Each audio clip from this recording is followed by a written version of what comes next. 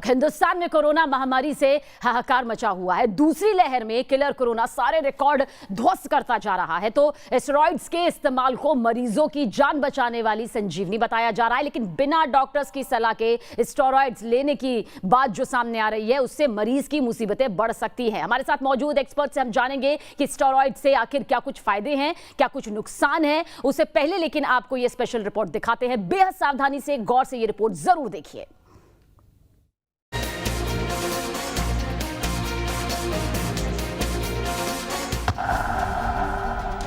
Home isolation में संभल कर ले स्टेरॉइड्स।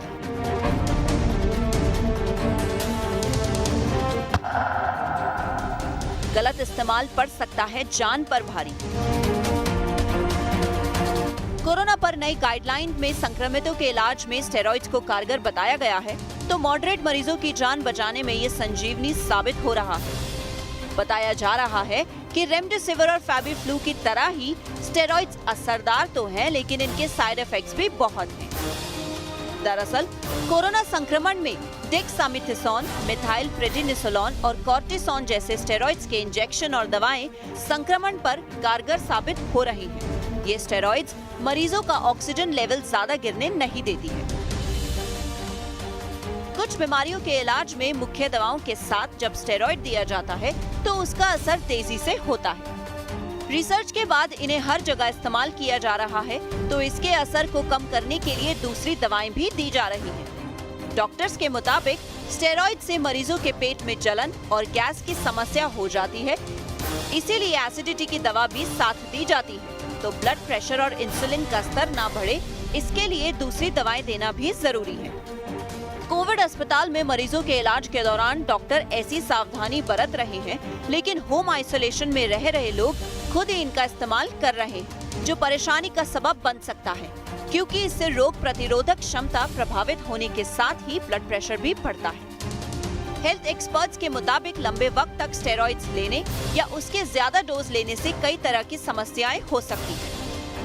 इसके इस्तेमाल से पेट में जलन, एसिडिटी, अल्सर का खतरा तक बढ़ जाता है, तो फंगल इन्फेक्शन बढ़ाने से लेकर मोतियाबिंद, डायबिटीज, लिवर में सूजन जैसी मुश्किलें भी बढ़ सकती हैं। स्टेरॉइड्स के ज्यादा इस्तेमाल से भूलने की परेशानी खड़ी हो सकती है, तो इसका ज्यादा इस्तेमाल हड्डियां कमजोर कर सकता है। स्टेरॉइड्स के साइड इफेक्ट से डायबिटीज की समस्या भी बढ़ सकती है। लिहाजा चेतावनी दी जा रही है कि डॉक्टर्स की सलाह के बाद ही स्टेरॉइड दवाएं लेनी चाहिए। जानकारों के मुताबिक कोरोना मरीजों को 5 दिन से ज्यादा स्टेरॉइड नहीं देने चाहिए और उसका सेवन भी धीरे धीरे डोज कम करके ही बंद करना चाहिए। Team news nation. और एक खास पैनल इस पर ज्यादा जानकारी के लिए हमारे साथ मौजूद है। एक्सपर्ट्स की टीम हमारे साथ है। इंट्रोडक्शन आप सभी खास मेहमानों का करवा देते हैं। डॉक्टर एम वली हमारे साथ मौजूद है, आप सीनियर फिजिशियन है। डॉक्टर रजत अरोड़ा भी हमारे साथ मौजूद है, आप यशोदा अस्पताल के एमडी हैं। डॉक्टर सुमन हमारे साथ हैं, आप हेल्थ एक्सपर्ट हैं। आप सभी का बहुत बहुत स्वागत है। सबसे पहले शुरुआत डॉक्टर रजत आपसे करेंगे। कोरोना में स्टेरॉइड कितना खतरनाक हो सकता है, ये समझना हर मरीज के लिए, हर मरीज के परिजन के लिए बेहद जरूरी है, क्योंकि जल्दबाजी में जान बचाने की जो कीमत है वो यहाँ पर मरीज को ना चुकानी पड़े, इसलिए इसके खतरे को आपसे समझना चाहेंगे। डॉक्टर रजत। जिसको भी जब भी कोरोना होता है तो हमारे लिए सबसे जरूरी है कि शुरुआत में ही डॉक्टर की एडवाइस लेना बहुत बहुत जरूरी है। घर में बहुत सारे जो कोरोना के मरीज हैं वो घर में उनकी ट्रीटमेंट हो सकती है। जो माइल्ड डिजीज है उनकी सबकी घर में उनका इलाज हो सकता है, लेकिन वो सारे पेशेंट्स ऐसे जो डॉक्टर से रेगुलर टच में रहें, क्या दवाई लेनी है वो जरूर लें। जैसे आप लोगों ने स्टीरॉइड के बारे में बात किया, तो ये मरीज ऐसे नहीं हो सकते कि घर में अगर माइल्ड डिजीज है तो वो स्टीरॉइड ले रहे हैं। तो जो ट्रीटमेंट है वो प्रोटोकॉल के हिसाब से चलना चाहिए और treatment should be based on patient की कितनी बीमारी है और वो कितना सिक है। बिल्कुल डॉक्टर सुमन, यही सवाल हम आपसे भी चाहेंगे, क्योंकि खतरे को समझना बेहद ज़रूरी हो जाता है। एक तो महामारी की चपेट में आना, कोरोना जैसी बीमारी की चपेट में आना, दूसरा स्टेरॉइड का इस्तेमाल करना, लेकिन कितना खतरनाक ये साबित हो सकता है, कौन सी वो परिस्थितियां होती हैं जिसमें इसके खतरे को हमें भांपना ज़रूरी है? देखिए, इसमें कोई शक नहीं है कि स्टेरॉइड जो है ये जीवन रक्षक के रूप में आजकल ये यूज हो रही है, पर ये आजकल ये डबल साइडेड स्वॉर्ड के रूप में भी ये प्रमाणित हो रही है। वो इसलिए क्योंकि अगर ये कुछ ही कंडीशंस में दी जाती है इन मॉडरेट इलनेस, जब अगर पेशेंट को माइल्ड सिम्टम्स है या उसका सैचुरेशन लेवल मेंटेन्ड है, तब उसमें उसकी जरूरत बिल्कुल नहीं होती है।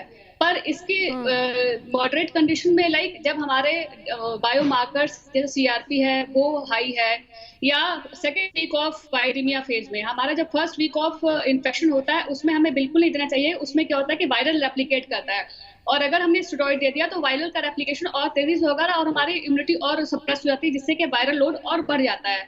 तो उस कंडीशन में हमें बिल्कुल भी स्टेरॉइड नहीं देनी है। हमें सेकंड वीक में भी तब देनी है जब हमें दिखे कि सैचुरेशन फॉल हो रहा है या हमारे सीआरपी वैल्यू ज्यादा है, उस कंडीशन में हमें स्टेरॉइड को देना चाहिए। तो चलिए यहाँ पर कौन सी वो परिस्थितियां हैं जिनमें ये खतरनाक हो सकता है, इसके खतरे को समझना कितना जरूरी है, इस सवाल का जवाब हमने यहाँ पर जाना है। डॉक्टर एम वली भी हमारे साथ मौजूद है। सर, खतरा हमने यहाँ पर दोनों ही एक्सपर्ट से पूछा और बखूबी बताया कि आखिर कोरोना में स्टेरॉइड का इस्तेमाल कितना खतरनाक हो सकता है, वो कौन से हालात यहाँ पर होना चाहिए। क्या कुछ इसमें सर आप एड ऑन करना चाहेंगे? क्योंकि सबसे पहले यही समझना जरूरी है कि आखिर इसके ट्रीटमेंट में अगर इसका इस्तेमाल किया जाता है तो किन परिस्थितियों और किस खतरे को ध्यान में यहाँ पर रखना और समझना जरूरी है। डॉक्टर एम वली जी, देखिए, जब स्टेरॉइड का WHO ने एंडोर्स किया था कि स्टेरॉइड दिया जा सकता है फॉर द फर्स्ट टाइम 2020 में around the month of May, उससे पहले अमेरिका में स्टेरॉइड यूज हो रहे थे अंडर द मैक्स प्रोटोकॉल। तो मैक्स प्रोटोकॉल में यूज हुआ, उसके बाद ये रिसर्च आई कि इंटेंसिव केयर यूनिट्स में जो पेशेंट थे, जब उनको डेक्सामेथासोन दिया गया तो उनको करीब 8.7 और 6.7% उनका वहाँ रिकवरी अच्छी हुई और स्टे कम हुआ। इसके अलावा और भी ब्रांड्स हैं जो स्टेरॉइड के यूज में आ रहे हैं। अच्छा, अब 1-2 दिन से जो ब्लैक फंगस का आया है, इसलिए सब लोग सचेत हो गए हैं कि हमें स्टेरॉइड बहुत सुपरविजन में देना चाहिए। अगर डॉक्टर के सुपरविजन में, डॉक्टर के डिसीजन से आप दे रहे हैं तो कोई खतरा नहीं है। इससे शुगर सबकी बढ़ती है, जो डायबिटिक्स होते हैं उनकी भी बढ़ती है और नॉन डायबिटिक्स होते हैं उनकी भी बढ़ती है, और नॉन डायबिटिक्स की ट्रांजिएंट बढ़ती है। एक तो ब्लैक फंगस वाली बात हो गई, और दूसरा जो लोग एकदम से स्टेरॉइड ज्यादा ले लेते हैं उनको नुकसान होता है। तो इसकी सुपरविजन जो है वो ज्यादा जरूरी है। और ये जैसे कि भी दोनों ने बताया, डॉक्टर्स ने, एक्सपर्ट्स ने, तो मैं उनकी बात से एग्री करते हुए यहाँ यही कहूंगा कि 5वें दिन के बाद अगर पेशेंट सिम्टोमेटिक है और फीवर आ रहा है, then we can find out कि अगर स्टेरॉइड देना बनता है। जो मार्कर्स हैं वो बढ़े हुए हैं, पेशेंट को बुखार है, पेशेंट सिक हो सकता है, क्योंकि ये नया वाला जो स्ट्रेन आया है ना, ये बहुत तेजी से डैमेज कर रहा है लंग्स को। और जो अभी बिल्कुल सर, इसके बारे में भी और डिटेल से आपसे आगे जानेंगे, लेकिन इस सवाल का जवाब आप तीनों ने जिस तरह से दिया है उससे इतनी तो उम्मीद है जो दर्शक हमारे देख रहे हैं वो समझ गए होंगे कि स्टेरॉइड को लेने से पहले कितना जरूरी है सुपरविजन का होना, कितना जरूरी है ये समझना कि क्या आप इसके लिए सही हैं या फिर नहीं। खतरे को यहाँ पर जरूर भाप गए होंगे। अगला सवाल यही है सर कि स्टेरॉइड के साइड इफेक्ट्स क्या हैं, क्योंकि कई बार कुछ साइड इफेक्ट भी इंसान को डरा देते हैं। आपको लगता है जो साइड इफेक्ट यहाँ पर सामने आएंगे वो किस तरह के होंगे, किस तरह से महसूस हो सकता है एक मरीज को इसके बाद? डॉक्टर रजत अरोड़ा, हम चाहेंगे कि इस सवाल का जवाब सर आप दें। स्टीरॉइड जैसे डॉक्टर साहब ने बताया था डबल एज सोर्ड है, तो हमें उसके बेनिफिट्स और रिस्क फैक्टर्स दोनों जानकारी हमारे पास होनी चाहिए। पहले ये हम क्लैरिफाई करें कि किस तरह के पेशेंट्स में हम स्टीरॉइड देते हैं। तो पहले ये हमें जानना है कि जब ये रिकवरी ट्रायल पहली बार आई थी सितंबर में, जब WHO ने इसको एंडोर्स किया था, जब सितंबर 2 में ये ट्रायल आई थी, पहली बार ऐसा हुआ था, कोई ऐसी ड्रग थी जिससे पता चला था कि मरीजों को, कोविड के मरीजों को किसी भी एक दवा से फायदा हो सकता है। उसकी सबसे बड़ी जो एविडेंस है वो सिर्फ और सिर्फ स्टीरॉइड्स का है, कोई और ऐसी दवाई नहीं है। या आप समझे रेमडेसिविर समझे या टोसिलिजुमैब समझे या बैरिसिटेनेब समझे, लेकिन कोई ऐसी दवाई नहीं है जिसका इतना एविडेंस है जितना हमारे पास स्टीरॉइड्स का है। तो बियॉन्ड डाउट हमें पता है कि स्टीरॉइड्स का फायदा है। अब स्टीरॉइड्स पहले हमें किसको देने हैं? स्टीरॉइड्स हमें उन लोगों को देने जिनको ऑक्सीजन की नीड है, जो जिनके जैसे बायोमार्कर्स खराब है या जिनको निमोनिया हो रहा है। लेकिन स्टीरॉइड्स में 3 चीजें बहुत इंपॉर्टेंट है। जब हम स्टीरॉइड्स लेते हैं तो उसमें 3 चीजें सबसे ज्यादा इंपॉर्टेंट है। पहला, डोज, हम डोज कितनी दे रहे हैं। दूसरा, हम कितने समय के लिए डोज दे रहे हैं। और तीसरी ये कि जब हम डोज खत्म कर रहे हैं तो वो हम धीरे धीरे उसको टेपर करके खत्म कर रहे हैं। ये तीनों चीजें जानना हमारे लिए बहुत बहुत जरूरी है जब भी हम स्टीरॉइड्स डोज देते हैं। डॉक्टर सुमन, हम चाहेंगे कि सिम्टम्स आप जरूर यहाँ पर बताएं कि आखिर क्या कुछ साइड इफेक्ट इसके हो सकते हैं स्टेरॉइड के बाद में, ताकि मरीज जो हैं उस साइड इफेक्ट्स को लेकर घबराए नहीं, डरे नहीं, अपने डॉक्टर के साथ में कांटेक्ट में रहे, संपर्क में रहें। जी, सबसे पहली बात है कि जो डायबिटिक पेशेंट है उनको ये स्टेरॉइड उनके सुपरविजन में लेना चाहिए, अपने डॉक्टर्स के सुपरविजन में, जो होम आइसोलेशन में है। और दूसरी बात ये है कि ये जो स्टेरॉइड है इसमें कोविड और नॉन कोविड पेशेंट में भी ये शुगर लेवल इंक्रीज कर देता है। It may precipitate terms condition called glycosuria, जिसमें क्या होता है कि डायबिटिक प्रेसिपिटेट हो जाता है। और ये है कि अगर ग्रेजुअली अगर ये टेपर नहीं किया गया तो it can cause osteoporotic in long bones, मतलब ये बोन बिकम सो फ्रेजाइल कि वो उनको फ्रैक्चर होने का डर होता है। और जिसको पेप्टिक अल्सर है उसको एहतियात के तौर पे लेना चाहिए एंटासिड के साथ, और जिसको हाइपरटेंशन है उसको भी एहतियात के साथ ही लेना चाहिए, क्योंकि इसमें भी बीपी शूट अप होने के चांसेस होते हैं। और इसमें जो है it may cause tuberculosis, peptic ulcer, इसमें बहुत सारे सिम्टम्स हो रहे हैं। और नाउ डेज जो म्यूकोमाइकोसिस है, ब्लैक फंगस, ये भी आफ्टर पोस्ट कोविड ये देखने को मिल रहा है। तो इन सब चीज़ों को ध्यान में रखते हुए हमें ये बहुत ही, जैसे डॉक्टर साहब ने जिक्र किया था कि हमें इसकी टाइमिंग और कितने दिनों तक देना है और किस टेपर डोज से देना है, वो हमें इन सब चीज़ों का ध्यान रखना होगा। तो इन सभी चीज़ों का यहाँ पर ध्यान रखना बेहद ज़रूरी है, और ये तभी हो पाएगा जब आप डॉक्टर के संपर्क में होंगे, उससे सलाह मशवरा करने के बाद ही आपके ट्रीटमेंट की जो प्रोसेस है वो यहाँ पर आगे बढ़ेगी। डॉक्टर एम वली, आपको क्या लगता है किन मरीजों को स्टेरॉइड दी जानी चाहिए, यानी कि वो कौन सी परिस्थिति रहती है, वो मरीजों की सेहत का कौन सा चरण रहता है जहां आपको लगता है कि इसकी जरूरत सबसे ज्यादा पड़ती है? हालांकि आप तीनों ने ही अपनी बातों में ये जरूर बताया, लेकिन सर स्पेसिफिक इस क्वेश्चन का जो जवाब है हम जरूर चाहेंगे कि हमारे तमाम दर्शकों तक आप पहुंचाएं। मैंने देखिए एक तो टाइम फ्रेम बताया है कि when the patient is showing science of toxaemia, हम स्टेरॉइड इसमें एंटी इंफ्लेमेटरी उससे देते हैं, एम से।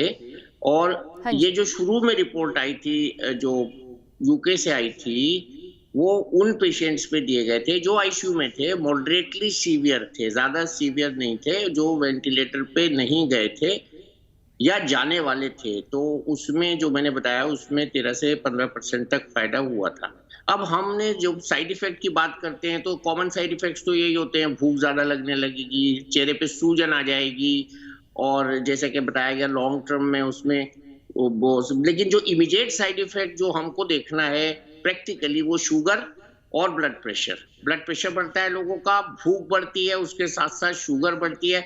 तो उसमें तुरंत जैसे ही शुगर बढ़े, हमें उसी समय, या तो पेशेंट अगर इंसुलिन पे डायबिटीज का है तो उसका इंसुलिन एडजस्ट करना चाहिए, डायबिटीज का नहीं है तो हमें ओरल मेडिकेशन भी दे सकते हैं। और एम ये है कि शुगर नॉर्मल रखा जाए। दूसरा ये है कि पेशेंट की नॉलेज में ये बात होनी चाहिए कि उसको भूख ज्यादा लगेगी और उसकी शुगर बढ़ेगी। तीसरा ये है कि इसमें डॉक्टर का जो डिसीजन है वो बहुत इंपॉर्टेंट है। मैं बार बार इसको कह रहा हूँ कि अभी हमको ये देखना है कि जैसे मार्कर कराते हैं, एक्सरे चेस्ट कराते हैं, जिन केसेस में पॉसिबिलिटी है स्कैन कराते हैं, उसमें हमको असेसमेंट करना है पेशेंट को कितना स्प्रेड है वायरस का। और सबसे अच्छी बात इसमें ये रहेगी कि हम इंजूडिशियस यूज ना होने दें। पेशेंट कुछ आते हैं, कहते हैं जी मैं स्टेरॉइड ले लूं, उनको डिस्करेज करना चाहिए। दूसरा, जब हमें स्टेरॉइड देना है तो अच्छी क्वालिटी का स्टेरॉइड देना चाहिए और उसको मॉनिटर करना चाहिए, और 5 दिन के अंदर कोशिश करनी चाहिए कि हम इसको टेपर कर दें, जैसे कि बताया गया। और इसमें सबसे ज्यादा जो लोगों को इंटरेस्ट आया है, वो कल परसों जो 2 दिन म्यूकरमाइकोसिस का कवरेज आया है, आप जैसे चैनल्स ने दिया है, लोगों को एजुकेट किया है, उसकी वजह से बहुत जागृति पैदा हुई है इसके लिए।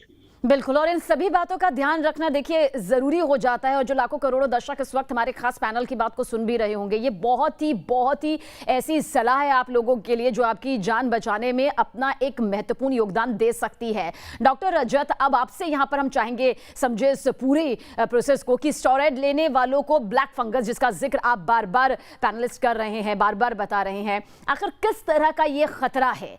क्योंकि इस खतरे को हम चाहेंगे आप समझाएं, इस खतरे को हमारे दर्शकों तक पहुंचाएं, ताकि किसी भी तरह से उनके इलाज के दौरान कोई चूक ना होने पाए। देखिए, म्यूकर जो फंगस होती है ये हमारी सराउंडिंग्स में होती है।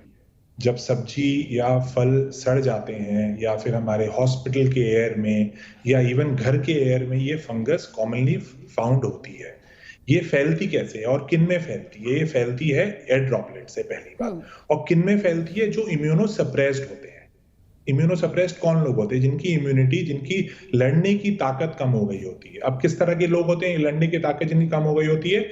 आजकल के उस तरह के लोग हैं जो कोविड से पहले तो जिनको कोविड है और कोविड के साथ साथ जो हेवी डोज स्टीरॉइड्स पे है, स्पेशली 2 सप्ताह के बाद 3rd से 4th वीक में ये कॉमन आती है, जो हाई डोज स्टीरॉइड्स पे होते हैं। और कैंसर पेशेंट्स हो सकते हैं, पेशेंट जिनका अभी रिसेंटली ट्रांसप्लांट हुआ है उस तरह के पेशेंट्स हो सकते हैं, या जिन पेशेंट्स को HIV की बीमारी है उस तरह के पेशेंट्स को ये फंगस जानलेवा हो सकती है। अभी फंगस क्या करती है? ये ब्लैक फंगस कहते हैं बिकॉज ये काली जैसी होती है। मोस्ट कॉमन जो इसकी प्रेजेंटेशन होती है वो हमारे यहाँ जो फेस होता है, जिसको हम जो साइनस वाला हिस्सा होता है, हमारा जो ब्रेन वाला हिस्सा होता है, और ऑर्बिट वाला जो आंखों के सामने वाला हिस्सा होता है। इसलिए ये 3 उसकी कॉमन प्रेजेंटेशन होती है। और ये प्रेजेंटेशन कैसे होती है? प्रेजेंटेशन सबसे पहले साइनस की तरह, लोगों को फेस पे दर्द हो सकता है, जुकाम हो सकता है, पस निकल सकता है, आंखों के सामने स्वेलिंग हो सकती है, धुंधला दिख सकता है, डबल विजन हो सकता है। ये सारी कॉमन चीजें हो सकती हैं, इंक्लूडिंग हेडेक। जो इस तरह के पेशेंट्स होते हैं ये जानलेवा क्यों हो सकती है? क्योंकि अगर इसका ट्रीटमेंट सही समय पे नहीं किया जाए तो 20 से 50% तक लोगों की मृत्यु हो सकती है। उसमें डॉक्टर्स और अस्पताल कुछ नहीं कर पाएगा, बिकॉज ये फंगस इतनी तेजी से बढ़ती है। और उसके बावजूद भी, अगर डॉक्टर इसकी सर्जरी भी करते हैं और दवाइयां भी देते हैं, उसके बावजूद भी ठीक होने की चांसेस कम रहती हैं। लेकिन इससे भी ज्यादा जानलेवा तब हो सकती है कि अगर ये फंगस हमारे फेफड़ों में चले जाए। उस समय जिस समय पेशेंट को खून आ सकता है मुंह से, या निमोनिया हो सकता है, उस तरह के पेशेंट्स में 80% उस तरह के पेशेंट्स में ये जानलेवा हो सकती है। बिल्कुल डॉक्टर सुमन, ब्लैक फंगस जिसका जिक्र हम लगातार यहाँ पर कर रहे हैं, इसके खतरे को डॉक्टर रजत ने बखूबी यहाँ पर बताया पूरे एक पॉइंट्स के जरिए कि किस तरह से ये खतरा यहाँ पर हो सकता है, किस तरह से इस खतरे से यहाँ पर बचा जा सकता है। बचने का जिक्र भी हालांकि हम बाद में करेंगे और डिटेल के साथ में, लेकिन आपको क्या कुछ लगता है कि कितना समझने की ब्लैक फंगस के इस पूरे प्रोसेस की ज़रूरत है ताकि वक्त पर इलाज हो सके, वक्त पर पूरा ट्रीटमेंट होगा तो मरीज़ की जान बचाई जा सके? क्योंकि अभी फिलहाल एक खौफ दिखाई दे रहा है, लेकिन हमारा मकसद किसी भी तरह से खौफ फैलाना नहीं है, दहशत फैलाना नहीं है, बल्कि इस पूरे प्रोसेस को समझाना है। क्योंकि जब हम समझेंगे तभी हम ये मान पाएंगे कि हमें अपना ट्रीटमेंट आगे कैसे बढ़ाना है। जी, पहली बात तो ये है कि देखिए अभी पैनिक होने की सिचुएशन नहीं, और आप बिल्कुल पैनिक मत होइए। बस ये है कि सबके माध्यम से हमें सिर्फ जागरूकता फैलानी है कि आप इस चीज़ से अवेयर रहें, अवगत रहें कि ये चीज़ अगर सिम्टम्स दिखें तो आप अपने डॉक्टर से सलाह परामर्श ज़रूर लें। पर यह है कि इसमें जो है कुछ चीज़ों का आपको ध्यान रखना पड़ेगा। जैसे कि जो पेशेंट ऑक्सीजनेशन पे हैं, जैसे कि घर पे हैं, तो वो अपने जो मास्क है उसमें जो ह्यूमिडिफिकेशन और जो मॉइस्चर उसमें होता है उसको क्लीन करते रहें। आप नोज, थ्रोट, ये सारी चीज़ें बराबर आप क्लीन करते रहें। और इसमें क्या है, साफ सफाई रखें। जो है कि आप डस्ट वाली और गंदी जगह पे ना जाएं और हाथ सैनिटाइज करते रहें। ये जो है इसमें क्या है कि आप इसमें सर्जिकल ये कभी-कभी जब जैसे डॉक्टर साहब ने जिक्र किया कि इसमें ये इन्वेजिव है, इसलिए जो है इसमें सर्जरी भी करनी पड़ जाती है। जो इसमें डिकेट पार्ट होता है उसको रिमूव करना पड़ जाता है। पर यह है कि इसमें जो है इसमें जो एंटी फंगल थेरेपी चलती है 4 से 6 हफ्ते भी चल सकती है। तो हम इसमें बहुत सारे एहतियात बरतें कि इसमें बिल्कुल भी पैनिक होने की जरूरत नहीं है। ऑल्दो कि इट्स इन्वेजिव, बट इसमें घबराने की जरूरत नहीं है। बस ये है कि पोस्ट कोविड जितने पेशेंट्स को ये सिम्टम्स थोड़े बहुत दिखते हैं, आप इसमें डॉक्टर से एज सुन एज पॉसिबल सलाह परामर्श जरूर लें। Early to detect and early to diagnose से इसका ट्रीटमेंट इसमें वो प्रिवेंटेबल हो सकता है। बिल्कुल, और मेरे ख्याल से जितना भी आप लोगों से अब तक हम सबने समझा है या फिर दर्शकों ने समझा है और जिनको अब भी ये समझ नहीं आ रहा है, बात सिर्फ इतनी है कि अपने लक्षण को, अपने सिम्टम्स को देखकर अपना खुद का डॉक्टर बनने से अच्छा है कि आप सीनियर से सलाह लें, आप एक्सपर्ट से सलाह लें, डॉक्टर से सीधा संपर्क करें और उनसे समझे कि क्या ये लक्षण इससे जुड़े हुए हैं या फिर नहीं, ताकि वक्त पर इसे रोका जा सके जब तक कि पूरा मामला यहाँ पर बिगड़े और फिर आप डॉक्टर के पास जाएं परामर्श लेने के लिए या फिर दवाइयां लेने के लिए। अगला सवाल डॉक्टर एम वली आपसे है, हार्ट अटैक का खतरा स्टेरॉइड्स के बाद जो यहां पर आपको लगता है ज्यादा बढ़ जाता है या फिर किन कंडीशंस में यह बढ़ता है? जो पहले से हार्ट पेशेंट्स हैं क्या उनके लिए ज्यादा दिक्कत वाली बात यहां पर है? कौन से वो हालात रहते हैं जब हार्ट अटैक का खतरा बढ़ जाता है इससे? इससे पहले मैं ये बताऊं, मैं एक छोटा सा ये मैंने फोन में निकाला है, कल ही एक पेशेंट का मेरे पास मैसेज आया था। I hope this I is visible. और थोड़ा दिखाई दीजिए, हम चाहेंगे आप कैमरे के सामने ले आए इसे हल्का सा। हाँ जी जी ये है। तो ये जो आई है इसकी बंद होने वाली है अब, और ये शाम से बंद हुई थी कल, और मैंने तुरंत, अब ये पेशेंट ऑपरेट हो चुका है, इसको मैंने एक्सपर्ट्स के पास भेजा, जो ईएनटी के एक्सपर्ट और आई एक्सपर्ट दोनों ने मिलके किया है। तो इसमें ये आंख के नीचे अगर आपने गौर से देखा होगा तो स्किन का कलर खराब हो जाता है, ये भी मैंने बैठे बैठे फोन से निकाला। अब कोरोना जो है ये बहुत दुष्ट वायरस है। ये एक्चुअली कोरोना वायरस फेफड़ों की बीमारी नहीं है, ये खून की जो ब्लड वेसल्स होती हैं उनकी बीमारी है। ये आपको फर्क श्रोताओं को भी समझ लेना चाहिए कि वेसल्स चूंकि पूरी बॉडी में होती हैं तो ये कहीं भी इन्वॉल्व कर रहा है, नए नए इसके मैनिफेस्टेशंस सामने आ रहे हैं। जब ये ब्लड वेसल्स को इन्वॉल्व करता है तो इसमें दोनों शक्तियां होती हैं, खून को जमाने की और खून को पतला करने की, मींस प्रोकोगुलेंट एंड एंटीकोगुलेंट। हमारे शरीर में भी दोनों मैकेनिज्म है और इस कोरोना वायरस ये दोनों मैकेनिज्म को प्रभावित करता है। जब ये उस मैकेनिज्म को प्रभावित करता है जो खून को पतला करता है तो ये ब्लीडिंग की शक्ल में प्रेजेंट होता है। लेकिन ज्यादातर, जैसे अभी आपने देखा पिछले दिनों रोहित सरदाना जी हमको छोड़कर चले गए, आपके इम्पोर्टेंट साथी, और कल परसों ये ब्लॉगर राहुल जी चले गए। ये यंग लोग थे और इनका एक्सप्लेनेशन हमारे पास नहीं है, अलावा इसके कि हम ये कह सके कि इनको हार्ट अटैक हुआ है, सडन डेथ हुई है। तो ये सडन डेथ भी प्रोड्यूस करता है, इसको हम एससीडी कहते हैं। और लॉन्ग एक्टिंग भी इसके मैनिफेस्टेशंस हो सकते हैं, जैसे एंजाइना पेन है, हार्ट में पेरिकार्डाइटिस है, मायोकार्डाइटिस है, वेस्कुलाइटिस इसको हम पूरे सिंड्रोम को कहते हैं। और जब हार्ट की रगों में खून का थक्का बन जाता है तो ये बिल्कुल वैसे ही होता है जैसे एक टिपिकल हार्ट अटैक होता है, और उसमें सडन डेथ भी हो सकती है। हार्ट के जो मार्कर हैं वो बढ़ सकते हैं। कई बार ऐसा होता है कि पेरीफ्री में ये क्लॉट्स चले जाते हैं तो गैंग्रीन भी हो सकती है, स्ट्रोक भी हो सकता है। आपने चूंकि सिर्फ हार्ट अटैक पूछा है इसलिए मैं हार्ट का बता रहा हूँ। हार्ट के अंदर कोरोना वायरस बिल्कुल उसी तरह से वेसल्स को इन्वॉल्व करता है जैसे कि उन लोगों में वेसल्स इन्वॉल्व होती हैं, लेकिन यहाँ कोलेस्ट्रॉल नहीं जमा होता, यहाँ क्लॉट जाता है और क्लॉट जाके लॉज कर जाता है, जब जाता है वहां हार्ट की रगों में। और क्योंकि हार्ट की रगें आगे तक पतली होती जाती हैं, वो एंड आर्टरीज होती हैं, तो उसमें कोई ऐसा साधन नहीं है कि क्लॉट निकल के बाहर चला जाए। तो इसलिए बिल्कुल सर, और डिटेल के लिए आपके पास जरूर आएंगे। बहुत बारीकी से आप यहाँ पर समझा रहे हैं और बाकी पैनलिस्ट भी यहाँ पर बता रहे हैं।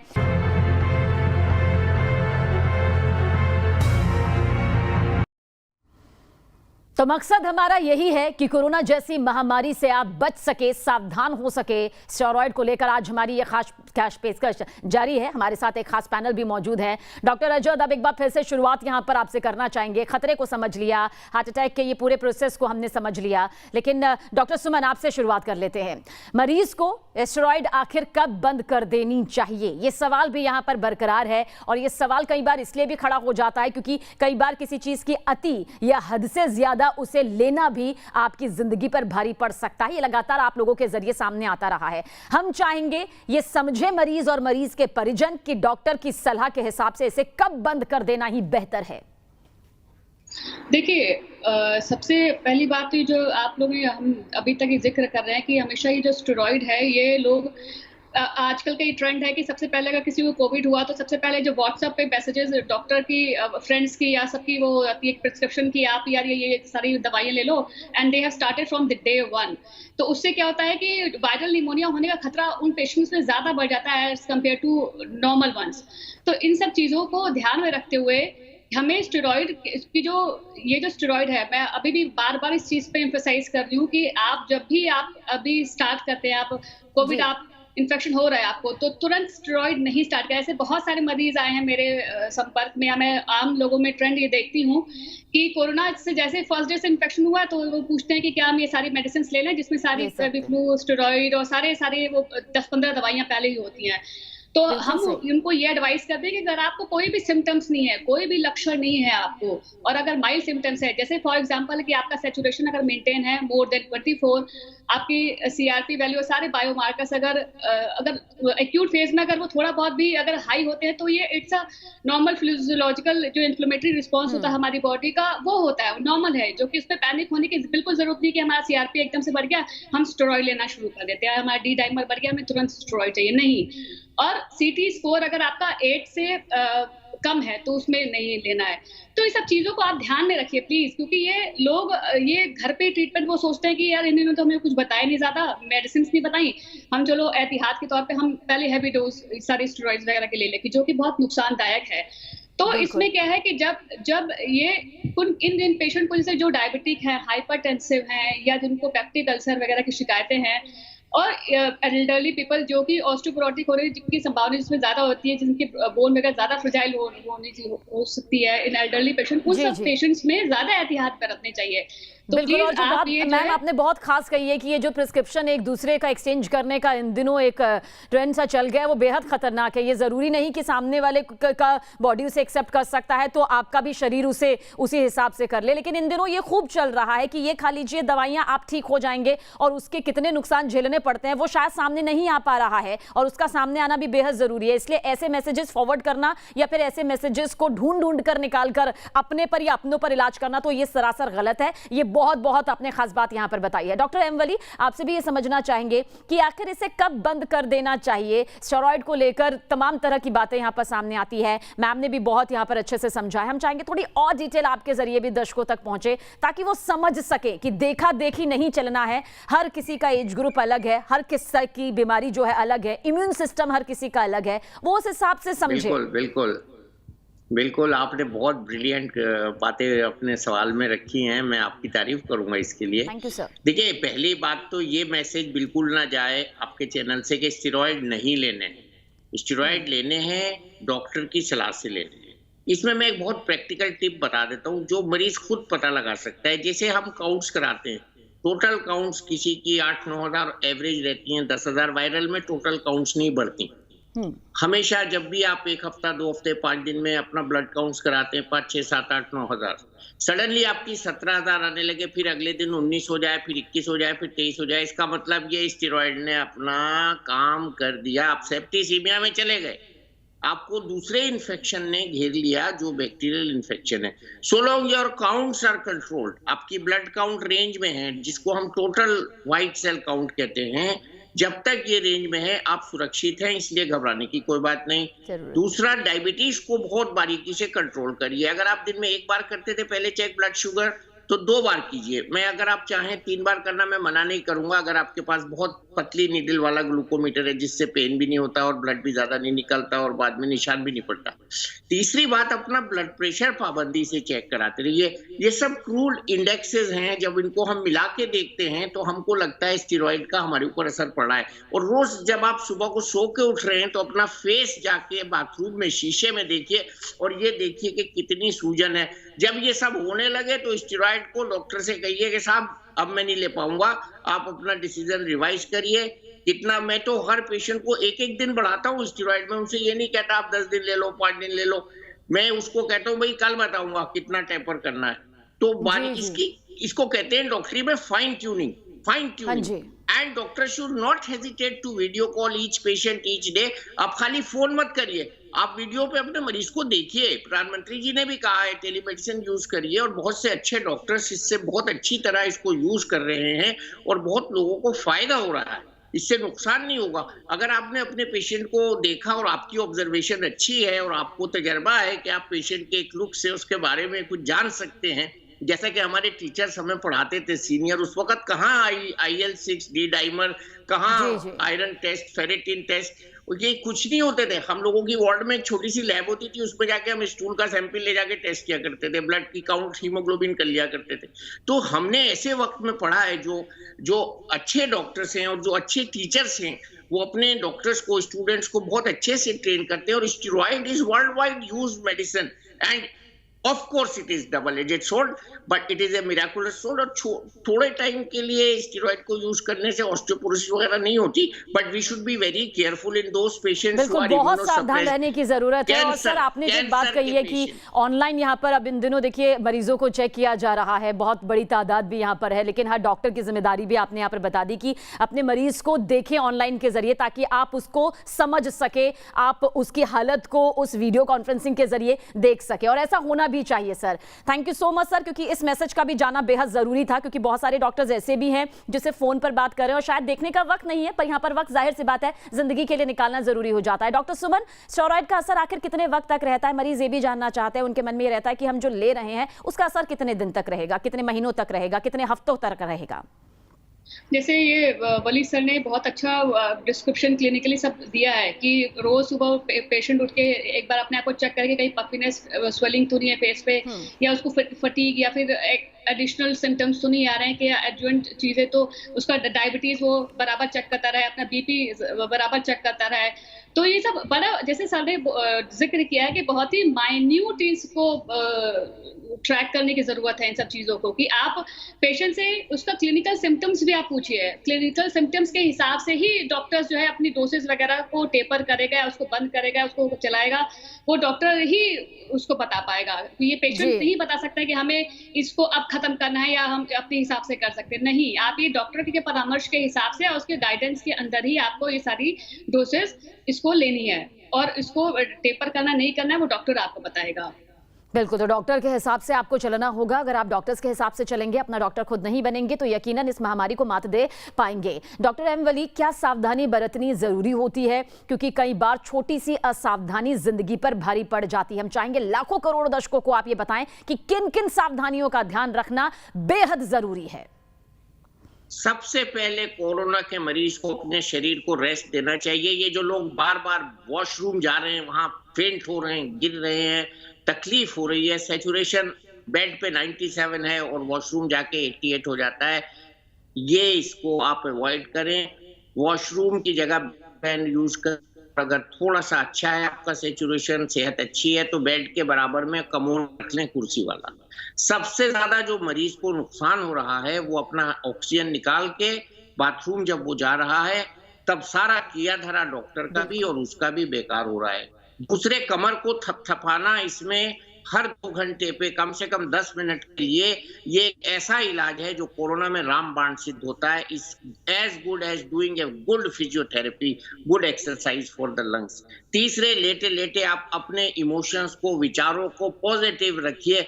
आप इस बात की उसमें डिप्रेशन में मत जाइए कि मुझको कोरोना हो गया, अब मैं नहीं बचूंगा। ये आपको जो स्पिरिट है ये वाली पॉजिटिव रखनी है, मैं जरूर कोरोना से लड़ूंगा। और चौथे ये है कि सैचुरेशन पाबंदी से देखिए, कभी कभी ये सैचुरेशन मीटर धोखा देता है। थोड़ी देर लगाइए, अपने हाथ को थोड़ा गर्म कीजिए, थोड़ा सा रब कीजिए और अंगूठे में लगाइए। अगर आपकी उंगली बहुत पतली है, लेडीज की नेल पॉलिश लगी है, उसके ऊपर भी सैचुरेशन ठीक नहीं आता, तो आप सैचुरेशन देखिए। अपने सैचुरेशन को बढ़ाने का सबसे अच्छा तरीका है जितना हो सके उल्टे लेटिए।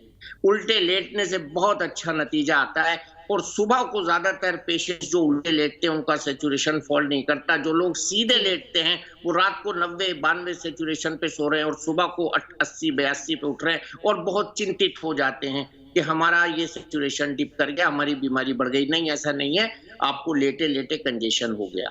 इसके अलावा सारी बातें आपने अच्छा बेहद खास बताई हैं, आपने और डॉक्टर सुमन सभी ने। लेकिन एक बात जो सबसे ज्यादा अहम इस दौरान आपने कही कि सिर्फ शारीरिक तौर पर नहीं, अगर शारीरिक तौर पर मजबूत होना है तो मानसिक तौर पर भी मजबूत होना होगा। और रिपोर्ट पॉजिटिव आई है तो उससे 2 गुना पॉजिटिव अपने विचारों को रखिए, फिर रिपोर्ट का बहुत जल्द नेगेटिव आना लगभग तय ही यहां पर जरूर होगा। बहुत बहुत शुक्रिया आप दोनों का ही हमसे बातचीत करने के लिए, और लाखों